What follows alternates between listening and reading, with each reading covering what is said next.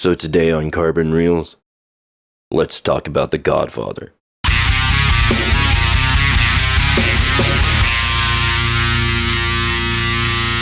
In 1972, Francis Ford Coppola gave us The Godfather. One could argue it's the greatest film to ever be created. The story follows Michael Corleone, the youngest son of the Godfather, as he rises through the New York crime syndicate. The film starts at the wedding of Adrian. Oh, wait, I mean Talia Corleone. And here is where we're introduced to Michael. At this point in the film, he wants nothing to do with the family business. He wants to be his own man. He joined the military, had his own ideas for business, and while not against the family, he didn't want to be part of that life. He more or less just wanted a simple life, a job, a car. He had no interest in power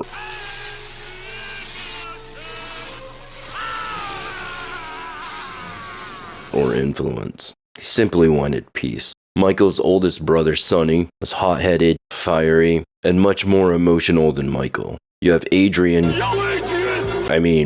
Talia, who is his sister. She is very emotional, very hot-headed as well. And then you have Fredo, very weak and emotional just like his brother and sister. While I wouldn't call him stupid, he certainly does not have the intelligence or the cunning of Michael or the Don. The Don is very calculating, extremely intelligent, is great at listening and reading people. His power derives from judges, lawyers, newspapers, the police, through bribes, extortions, and payoffs, because his crimes are considered petty, not the type of crime society would condemn him for. Michael's turn and rise starts after the attempt on his father's life. The Don was shot 6 times, but somehow lived. Michael found out about it in a newspaper and immediately went to his father's side. While at the hospital, you see Michael confused and wondering where the bodyguards are. The reason being is even though he has no interest in the family business, he does love his father and he does love his family. So when he looks around and realizes there are no bodyguards, he immediately realizes his father is still in danger.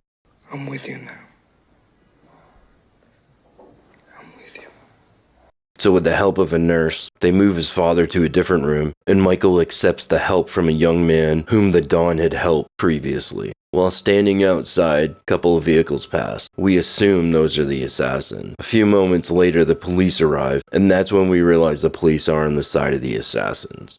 Michael calls out the chief of police for taking bribes. It's really at this point in my own mind, after watching this film a few times, that Michael has decided to not just protect the family, but to outright end the lives of both the chief of police and Salazzo, the one who put the hit on the Don. Now, I could do a whole breakdown of the film, but that's not really why I'm here. I'm more here to talk about why I like the film. From the sound, from the settings, from the look, the style. I mean, look at the way these guys dressed. This is way beyond anything we got these days. But back to the look and feel of this film. The cinematography was shot by Gordon Willis.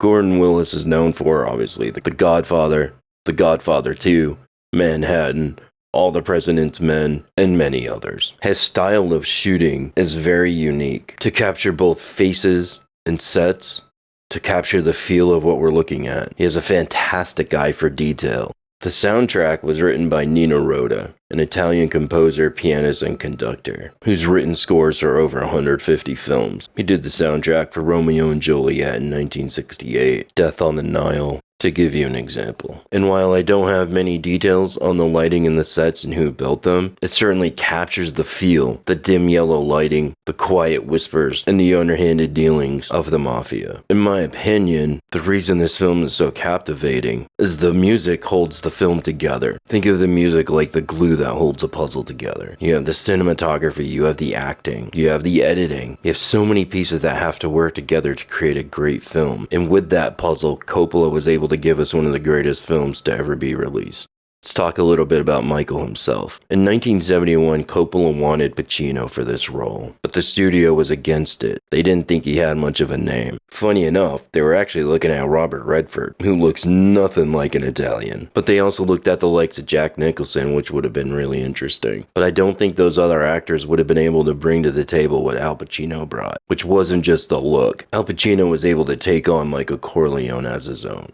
When you think of The Godfather, you typically think of the Don, Sonny's death, or Michael Corleone. This story isn't just about Michael protecting his family. At the end of the day, it's actually the greatest revenge film. And while the Lord says, "Vengeance is mine," Michael obviously took it upon himself to exact that vengeance. And over the course of 2 hours and 57 minutes, we get to see that play out. Speaking of the runtime, there's no official single extended cut for The Godfather, but there are various versions out there, due to re-editing and other such work over the years. At the end of the day, The Godfather encompasses what I think most people love in film. It's entertaining.